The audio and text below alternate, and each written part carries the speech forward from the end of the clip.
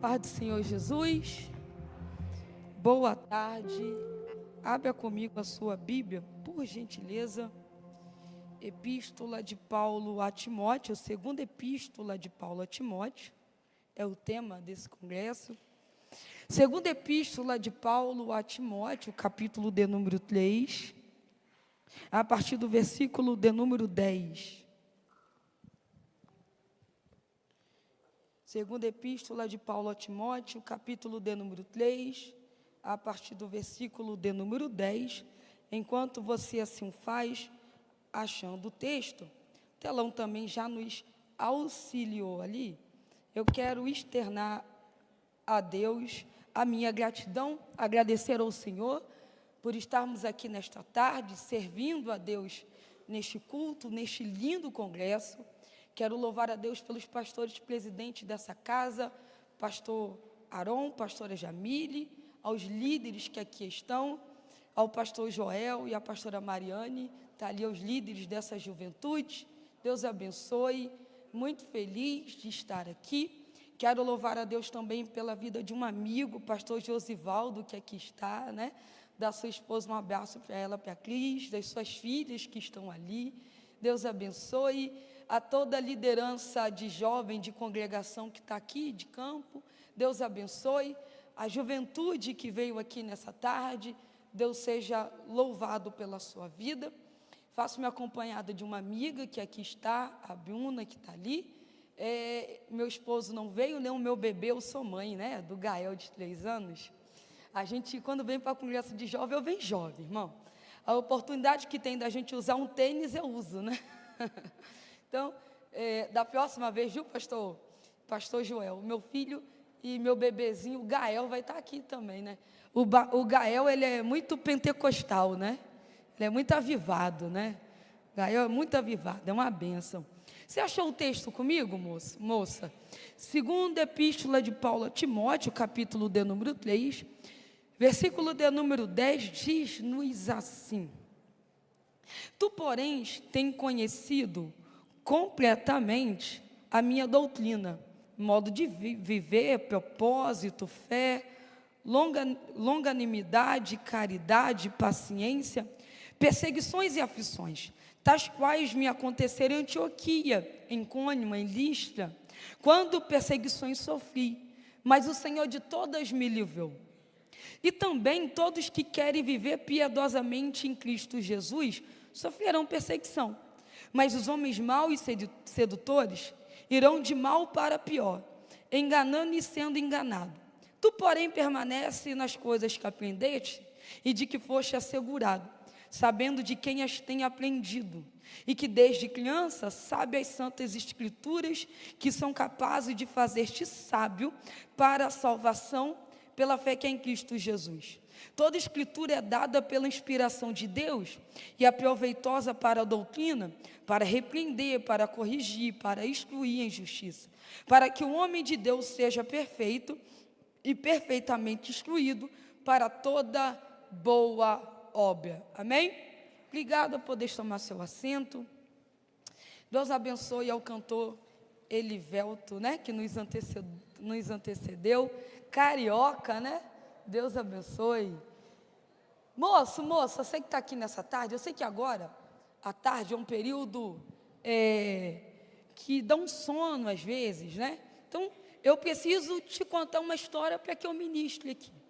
O que está inserido no capítulo de número 3, da segunda epístola de Paulo a Timóteo, é o tema aqui desse lindo congresso.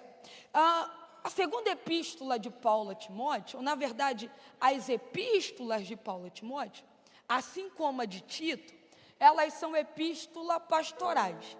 A primeira epístola de Paulo a Timóteo, ela é uma epístola para falar, Paulo falando a Timóteo, acerca da administração da igreja, acerca dos conhecimentos em que Timóteo, ainda jovem, ainda moço, precisava fazer a parte organizacional, se assim podemos chamar, a parte administrativa.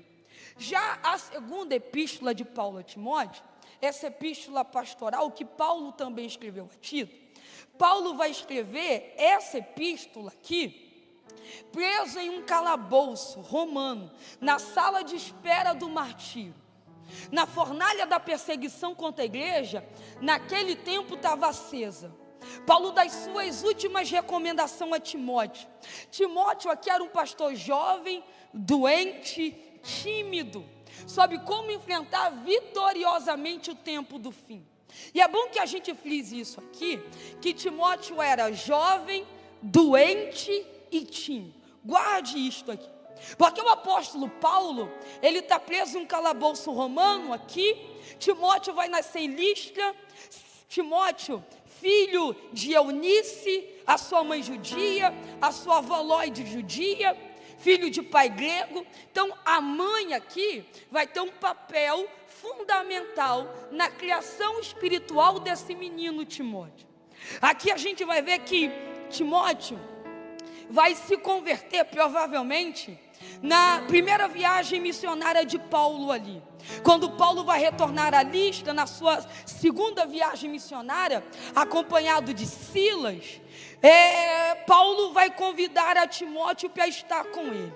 Bem, o que a gente precisa entender aqui é que, se o telão puder nos ajudar, Epístola de Paulo aos Filipenses, capítulo de número 2, versículo 19 ao versículo de número 24. Filipenses, capítulo de número 2, versículo de número 19 ao versículo de número 24. A gente vai ver quais eram as características de Timóteo para que Timóteo andasse com Paulo. Olha, espero no Senhor Jesus que em breve vos mandarei Timóteo, para que também eu esteja de bom ânimo, sabendo dos vossos negócios. 20. Versículo 20 do capítulo de número 2.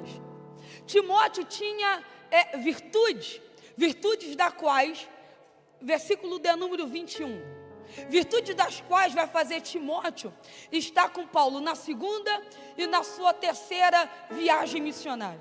A característica de Timóteo é essa: Timóteo busca, porque todos buscam o que é seu e não o que é de Jesus Cristo. Entenda que Timóteo tem virtudes e qualidades que o tornam imprescindível para estar próximo de Paulo. Virtudes essas que Timóteo vai ter, e que a gente precisa entender aqui, que a juventude de Timóteo não era uma limitação, mas era uma oportunidade para demonstrar o poder transformador de Deus.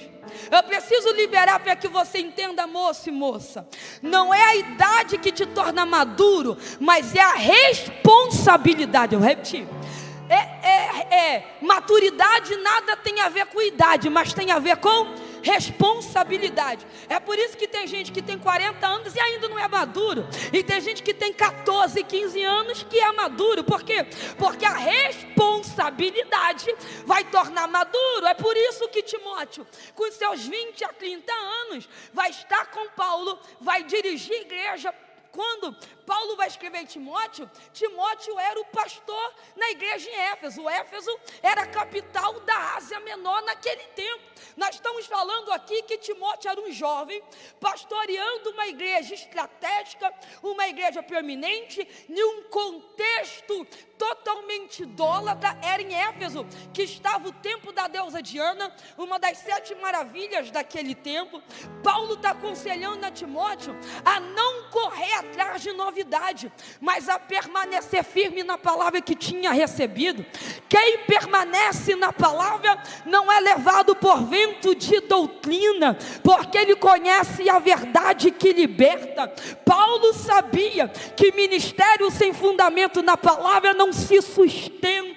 É por isso que Paulo está dizendo a Timóteo: permaneça na palavra. Permanecer na palavra não é estagnação, permanecer na palavra é proteção.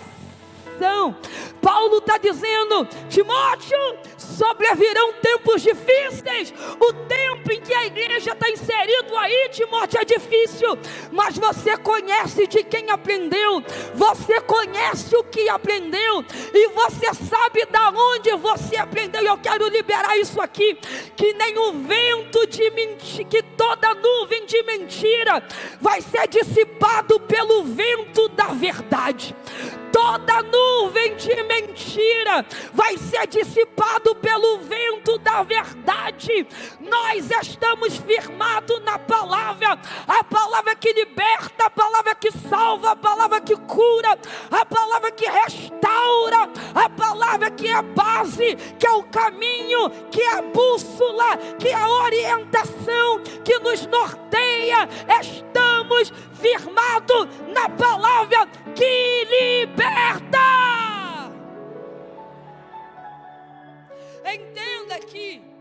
Entenda aqui que as epístolas pastorais que Paulo está escrevendo juntamente com a de Tito, Paulo aqui está trazendo um contexto em que nós precisamos entender melhor. Quais, Laila? O tempo aqui em que Timóteo está inserido é um contexto de heresias. 1 Timóteo capítulo 1, versículo 4, Paulo chama de fábulas ou genealogias intermináveis, falsamente chamada de ciência.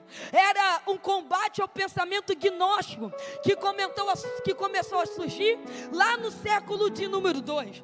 Paulo vai combater esse sistema, combatendo os principais grupos heréticos da sua geração, os gnósticos da sua geração. Paulo vai combater, Paulo vai falar, só que Paulo está no corredor da morte, está preso na sala para morrer. Lembra quando tem uma Olimpíada que a tocha precisa ser passada? Paulo está à beira da morte, mas ele precisa passar a tocha para alguém.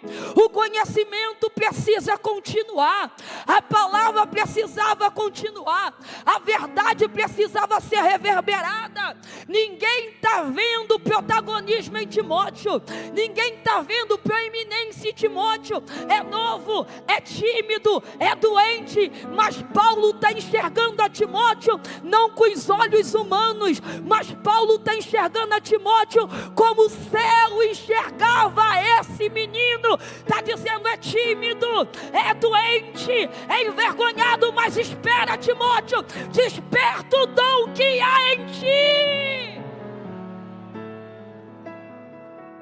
Paulo enxergava o que os outros não enxergavam nesse menino. Paulo está investindo em alguém que ninguém quer investir. Paulo está aconselhando alguém que alguém não iria aconselhar, porque achava que Timóteo não dava conta da tamanha responsabilidade. É isso. É nesse contexto de perseguições, é nesse contexto de gnosticismo, é nesse contexto de heresias, que Paulo vai falar para esse menino chamado Timóteo. É bem aqui. A responsabilidade de Timóteo é um desafio enfrentado naquele tempo. A igreja em Éfeso eram os falsos mestres que estavam promovendo ensinamento errôneo, causando divisões dentro da comunidade. Esses falsos mestres estavam propagando doutrinas que envolviam fábulas, que envolviam ciências controversas, que em vez de gerar edificação, gerava divisão. A responsabilidade que Paulo está dando a Timóteo é advertir esses indivíduos, cujos carrega consigo erros doutrinários, e assegurar que a boa doutrina fosse ensinada e preservada. A tarefa desse menino era prática para a igreja, exercer disciplina eclesiástica. Apesar de jovem, Timóteo tem um desafio pessoal, qual? Lidar com problema de saúde. Mas Timóteo tem uma responsabilidade. Paulo está mostrando para Timóteo como os enganadores, como os impostores, como aquele grupo que eram embusteiro, impostor, feiticeiro, charlatão, encantador. Eram essas denúncias que Paulo estava mostrando para Timóteo naquele tempo. Ensinadores e doutrinadores de mentira, falso mestre. Era esse tipo de grupo que Timóteo estava encontrando. E aí, a gente precisa entender aqui, moço e moça, qual? Os grandes profetas denunciaram, não o ímpio, não. A gente vai ver na Bíblia, na sua grande maioria, os profetas não denunciando o ímpio. Não, a briga de Paulo não vai ser com o ímpio. Qual? Vai ser com aqueles que falam meia verdade.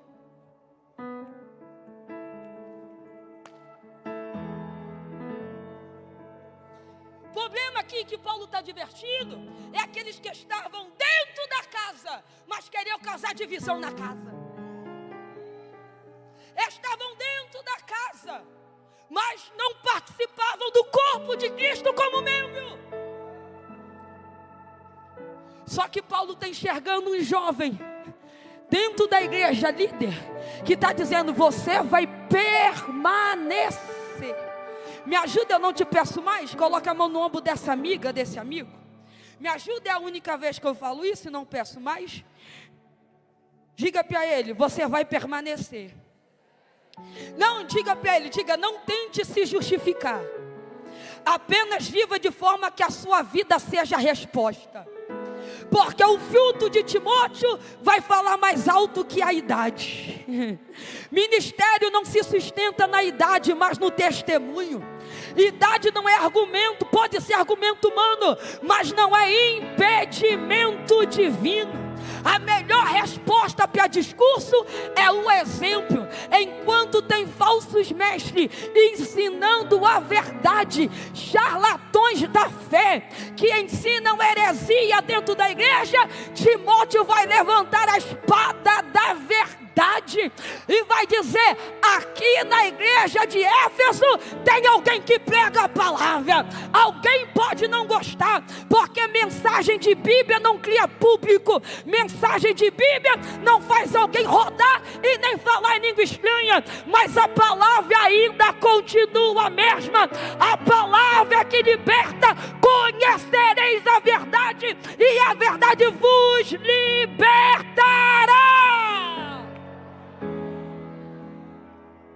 Quem permanece na palavra carrega autoridade. Vou repetir: quem permanece na palavra carrega. A Bíblia Sagrada é o nosso único manual de regra, fé e prática. É por meio dela que ajustamos a nossa conduta de acordo com a vontade de Deus. Ao longo da história, muitas religiões têm se apropriado indevidamente da Bíblia para fundamentar suas ideias erradas, bem como as suas heresias. E só existe uma forma de refutar essa adulteração da verdade. Como? Mostrando por meio da Bíblia, apologeticamente, que esses grupos estão interpretando a Bíblia equivocadamente. A heresia é fruto da escolha pelo erro, que, diga-se de passagem, muitos erros interpretativos da Bíblia, interpretando a Bíblia ao seu bel prazer, interpretando a Bíblia à sua própria vontade. Mas Paulo está olhando para Timóteo e está dizendo: você sabe, a palavra que foi ensinada foi passada por geração, foi passada pela tua avó, foi passada pela tua mãe, e hoje chegou em você, Timóteo. Eu quero liberar isto aqui, que toda maldição hereditária está sendo quebrada nesta tarde. Há uma herança espiritual que você está levando aqui. Qual? Esta que a família de Timóteo teve. Os teus filhos vão aprender daquilo que você aprendeu.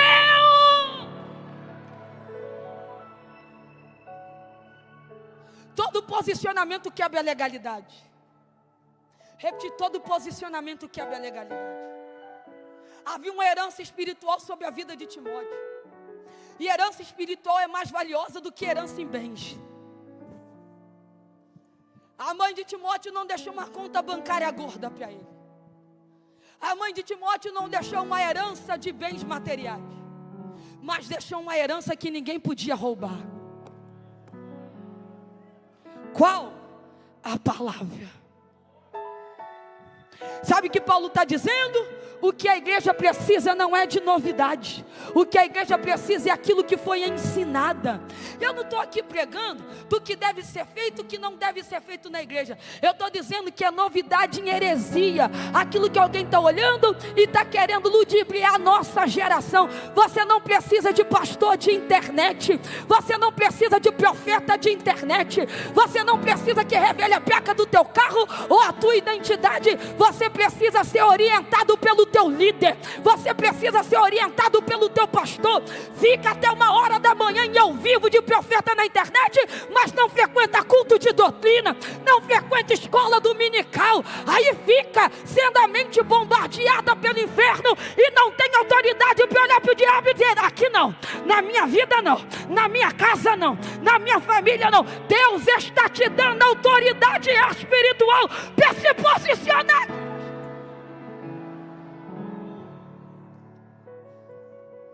A tua influência não pode estar na internet.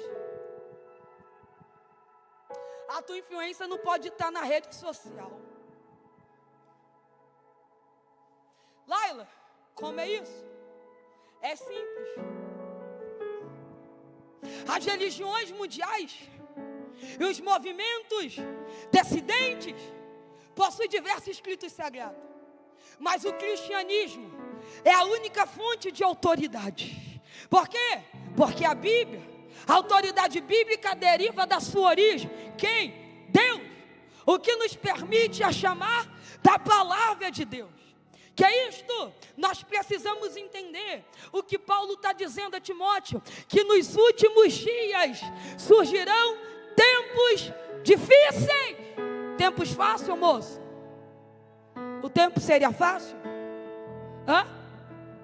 Pode responder, o tempo seria fácil? Seria morango? Hã? Tempos difíceis. Esse tempo, e eu não vou teologizar aqui, mas esse tempo se dá desde a medida da ascensão do Messias até o seu próximo retorno. Esse tempo, esse intervalo em que há, nesse espaço de tempo, Paulo vai deixar o que aconteceria nesses dias. Bem, o tempo aqui não nos favorece em explicar todos o que Paulo está dizendo. Mas o que Paulo está querendo nos dizer é: só vence tempo difícil quem tem a palavra de Deus incrustada no seu coração. Só vence o tempo difícil quem está firmado na palavra. Jovens, sois fortes, porque a palavra de Deus habita em vós, e já venceste o maligno. O que Paulo está escrevendo aqui e dizendo para Timóteo é muito simples. Qual? Esses últimos dias sobrevirão tempos difíceis. Vai ser tempo duro, furioso, violento. A gente vai ver cada dia mais o mundo caminhando para mal a pior. E deixa eu te dizer, não espere santidade de quem é sujo. Quem é limpo, se limpe mais. E quem é sujo, então não espere santidade do mundo. Não espere santidade daqueles que estão caminhando pela lama. Porque o maior testemunho que a igreja pode dar é ser luz. Vou repetir isso daqui, é ser luz. E luz apagada é decorativa, mas luz acesa clareia quem está indo para a escuridão. Eu vou repetir: Deus não te chamou para ser decoração de parede. Deus te chamou para causar impacto, efeito. Satanás tem que olhar e dizer: eu não habito naquele ambiente, porque lá tem um jovem de Deus. É por isso que alguém olha para você e diz: não gostei. É por isso que alguém olha para você e diz: não fui com a tua cara. É por isso que alguém olha para você e diz: não sei, mas eu não gostei. É porque o demônio que está nelas é incomodado pela verdade que habita em você. É lei da física. Dois corpos não podem ocupar o mesmo espaço. É por isso que aonde você chega, demônio tem que bater em retirada, porque a graça de Deus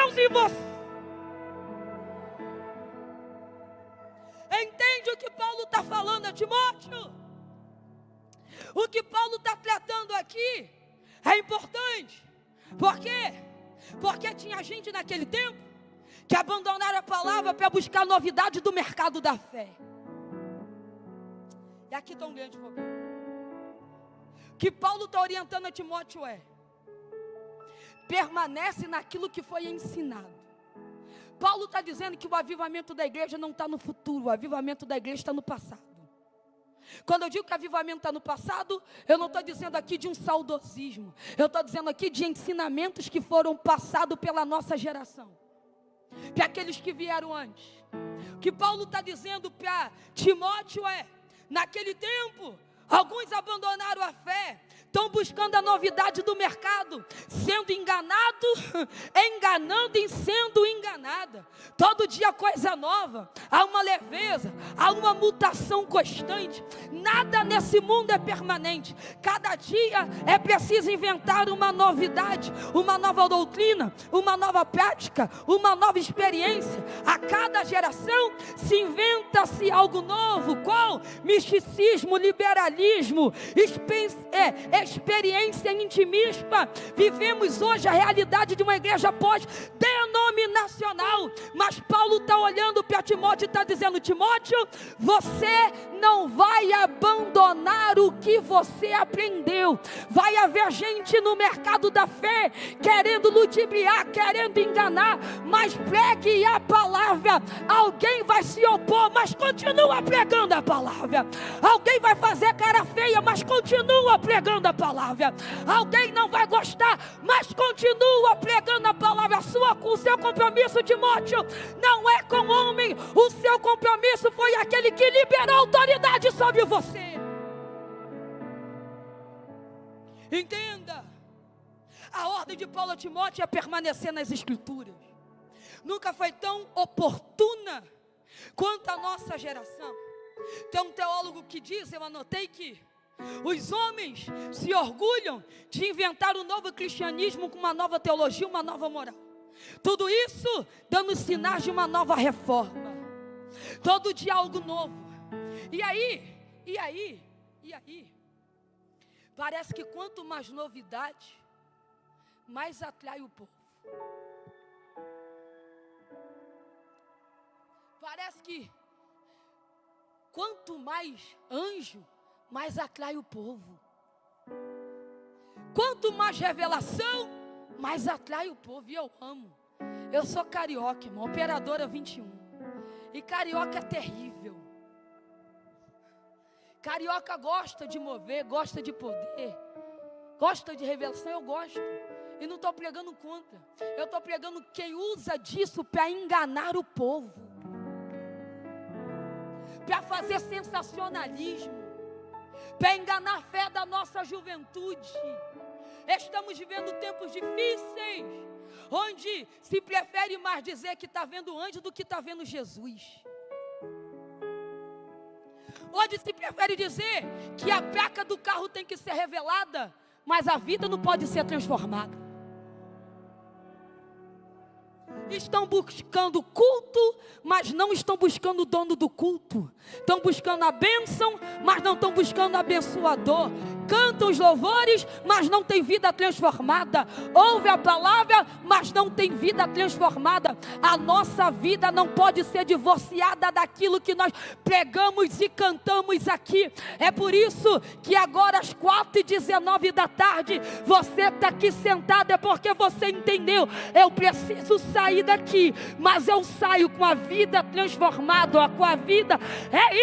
Isto é prazer em cultuar, é o prazer de estar na casa, enquanto tem alguém usando do sensacionalismo para exibir poder. Alguém está dizendo, ainda que não crie nada novo, eu já tenho a Bíblia, eu já tenho a Bíblia, eu já tenho a Bíblia. Eu vou repetir, não precisa se criar, já tem a Bíblia. E quem tem a Bíblia entende o manual de regra e fé, dizendo, a palavra é pura, a palavra é verdadeira. Entenda, para os sedentos, água para os sedentos, pão para os famintos, luz para os errantes. Por meio da palavra somos santificados. Através dela recebemos poder. Ela é a arma que combate, o escudo que protege. É mais preciosa que o ouro, é mais doce que o mel.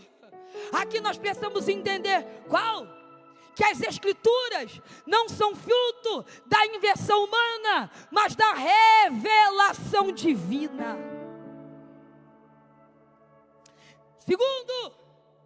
Segundo, nós precisamos entender se a origem das escrituras nos fala de onde ela provém, seu propósito trata do que ela pretende.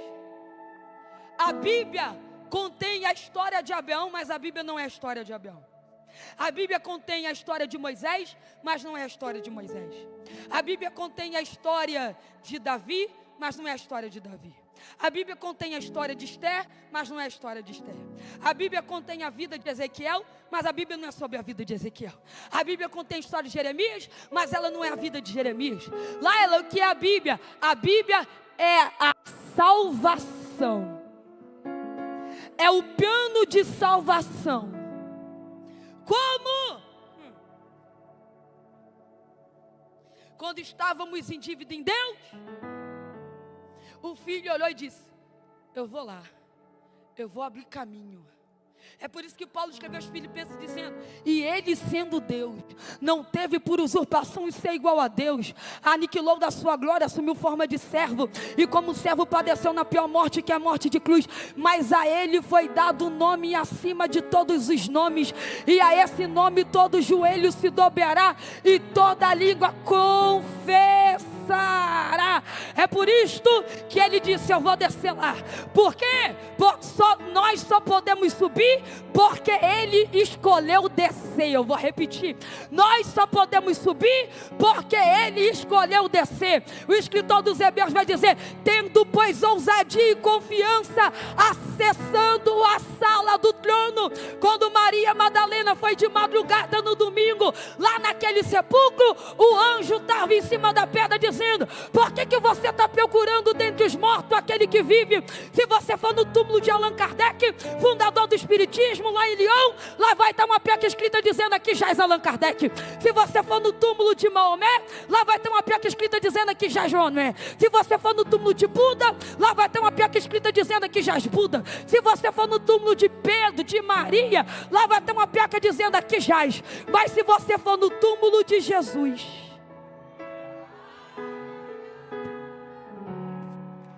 lá vai estar uma placa escrita dizendo: ele não jaz mais aqui, mas ele ressuscitou. Lá o que você quer dizer é que o sangue de Jesus nos purifica de todo pecado. Martim Lutero disse, pastor João, que ele achava que no batismo o velho homem morria afogado. Só que ele descobriu que o velho homem sabia nadar. E como faz? Toda vez que o pecado bate na porta, não é Martim Lutero mais que atende, é o dono da casa. E o dono da casa diz: Martim Lutero não mora mais aqui. Essa casa é propriedade exclusiva do Cordeiro. Martim Lutero sentado, Satanás pegou um livro e começou a escrever todos os pecados de Martim Lutero. Satanás olhou e disse: ainda tem mais pecado para escrever. Martim Lutero olhou para ele e disse: só faltou escrever uma coisa. Qual? Que o sangue de Jesus me purifica de todo pecado. Nenhuma condenação há para quem está em Cristo Jesus, que não anda segundo a carne, mas que vive segundo o Espírito. Nenhuma mentira do inferno vai alterar a verdade que Deus sabe ao teu respeito.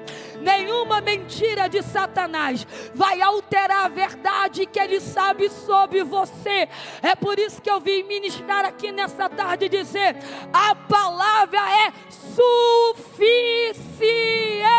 Eu vou gritar: a palavra é suficiente. ainda que Deus não mandasse mais nada, ainda que Deus não fizesse mais nada, a palavra é suficiente.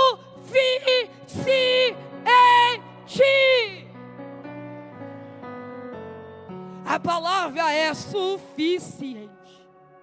Em Gênesis, a Bíblia é o livro do começo. Em Êxodo, a Bíblia é a libertação. Levítico, a Bíblia é santidade. Em Número, a Bíblia é a direção. Em Deuteronômio, a Bíblia é a renovação. Em Josué, a Bíblia é a conquista. Em Juízes, a Bíblia é a justiça. Em Ruth, a Bíblia é a graça. Em Samuel, a Bíblia é o chamado profético. Em 2 Samuel, a Bíblia é o trono de Davi. Em 1 Reis, a Bíblia é o retrato de fidelidade. Em 2 Reis, a Bíblia é a consequência da desobediência. Em 1 Crônicas, a Bíblia é a memória da aliança. Em 2 Crônicas, a Bíblia é o chamado arrependimento. Em Esdras, a Bíblia é a restauração pela palavra. Em Neemias, a Bíblia é a reconstrução. Em Esther, a Bíblia é a providência. Em Jó, a Bíblia é o consolo imediador. Em Salmos, a Bíblia é o cântico. Em Provérbio, a Bíblia é a sabedoria. Em Eclesiastes, a Bíblia é o sentido verdadeiro da existência. Em Cantares de Salomão, a Bíblia é o amor de Deus. Em Isaías, a Bíblia é a visão do Salvador. Em Jeremias, a Bíblia é o clamor de um coração quebrantado. Em Lamentações, a Bíblia é o pranto que aponta para a esperança. Em Ezequiel, a Bíblia é a glória de Deus. Em Daniel, a Bíblia é o Deus soberano. Em Oséias, a Bíblia é o amor fiel. Em Joel, a Bíblia é a promessa. Em Amós, a Bíblia é a justiça. Em Obadias, a Bíblia é o juízo. Em Jona, a Bíblia é a misericórdia. Em Miqueias, a Bíblia é a promessa. Em Naum, a Bíblia é a vingança. Em Abacuque, a Bíblia é a fé. Em Sofonias, a Bíblia é o dia do Senhor. Em Ageu, a Bíblia é o chamado. De Zacarias, a Bíblia é a visão. Em Malaquias, a Bíblia é o anúncio. De Gênesis e Apocalipse, a Bíblia é resposta.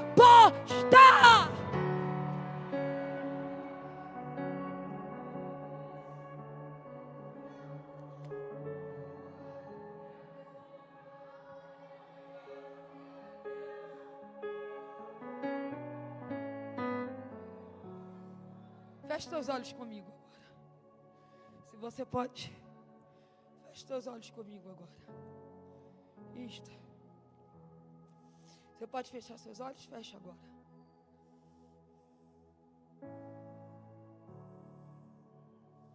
Pode. Deus está dizendo aqui: quem permanece na palavra não se ausenta por causa da mentira do inferno. O ensinamento da palavra e a resistência de sobrevivência nesses tempos difíceis. Moço, moça, Deus está te dando autoridade nesta tarde. Aonde você passar, aonde colocar a planta dos seus pés, o ambiente que você entrar, vai ser tomado pela palavra que liberta. Deus está te dando autorização agora. Qual? Autorização para clamar o sangue dele aonde você estiver. Aonde você entrar, demônios baterão em retirada. Cânceres serão expelidos. Eu estou pregando para uma geração que ama a palavra, que ama o ensinamento da palavra. Permanecer na palavra é não buscar novidade ou invenção, não. É acreditar no que foi falado, no que foi ensinado. Deus está te dando autoridade aqui nessa tarde, moço. Toda vez que pensamento suicida, toda vez que depressão, toda vez que o mal sobrevier, você vai repreender dizendo: eu tenho o capacete da salvação. Eu tenho o capacete. Coloca a mão na tua cabeça agora, porque Deus está te dando capacete para guardar a sua mente de toda investida diabólica, toda investida satânica. Deus está guardando a tua mente. Deus está guardando o teu coração com a coraça. Deus está guardando os seus pés com o calçado na preparação do evangelho. Deus está te dando uma espada na sua mão. E Deus está dizendo: não é tempo de recuar, é tempo de avançar. Não é tempo de retroceder, é tempo de resistir na palavra e dizer: eu tenho a verdade verdade que liberta. Eu tenho a verdade que liberta. Eu tenho, a juventude tem a verdade que liberta.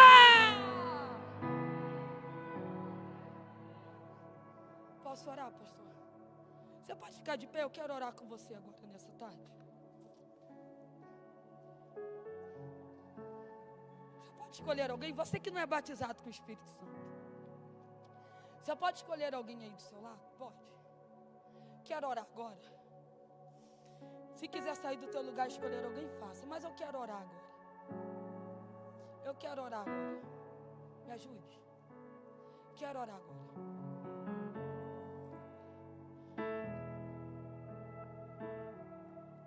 Satanás não vai roubar a palavra que foi lançada nessa tarde. A semente vai frutificar. A semente caiu em boa terra. Vai germinar. Vai frutificar. Vai dar fruto. A gente vai ver fruto desse congresso. A gente vai ver jovens que não cantavam pedindo oportunidade. A gente vai ver jovens que não pregavam pedindo oportunidade. Deus está tirando toda a timidez. Deus está dotando jovem de coragem, de ousadias. Oh, moça, você vai começar a pregar. Moço, você vai começar a pregar. A palavra foi colocada nos seus lábios. Sabe, pastor Joel, não dá para esconder o dom com guardanapo. Assim como não dá para enterrar o talento. Deus está dando ousadia, moço e moça, aqui dizendo: você carrega a palavra que liberta.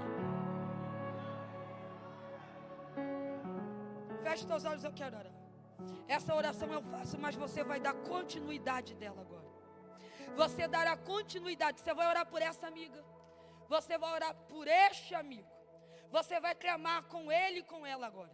Essa oração eu só começo, mas quem dará continuidade é você. Essa semente vai dar frutos. Essa semente vai gerar frutos. Você pode orar agora comigo? Pode fechar os seus olhos? Isto, pode orar comigo agora? Bendito Deus e Pai. É você orando agora. É você orando agora. É você orando. Isto. Aumenta o volume de oração agora. Aumenta o volume de oração agora. Isso, aumenta o volume de oração. Você vai orar com essa moça. Você vai orar com esse moço agora. Isso, ora por ela agora. Ora por ele agora. Isto.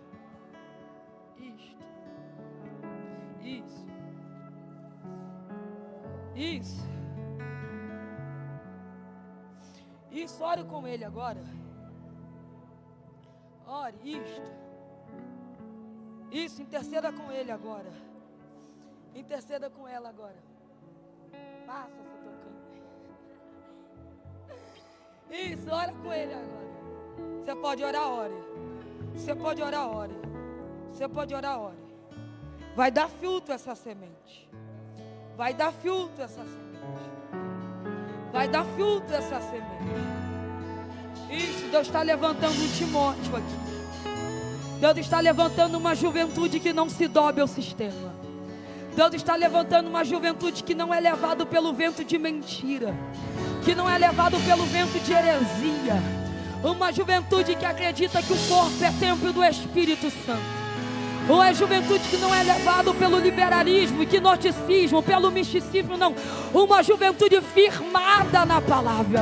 Uma juventude que permanece na palavra. Ore com ela agora. Isto, ore com ele agora. Aumenta o volume da adoração, moço. Aumenta o volume da adoração, moço. Isto. Você que não é batizado no Espírito Santo vai ser batizado. Você que precisa de renovo vai ser renovado. Isso. Deixa Deus encher a tua vida agora. Isso, deixa Deus encher a tua vida agora. Seja batizado, seja renovado, seja cheio. Deus está levantando Timóteo, que não vai se dobrar pelo vento de mentira dessa geração. Isso, se pode, ora.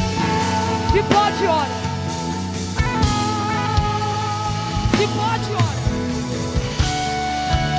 Se pode, ora agora. Satanás não vai levar essa moça. Toda mala está sendo desfeita agora. Vai permanecer. Vai permanecer. Vai permanecer. A palavra está te sustentando. A palavra está te renovando. A palavra está te dando resistência. A palavra está te dando autoridade. Isto, moça. Ore por ela agora. Ora por ele agora. Vai permanecer. Vai permanecer. Vai permanecer. Se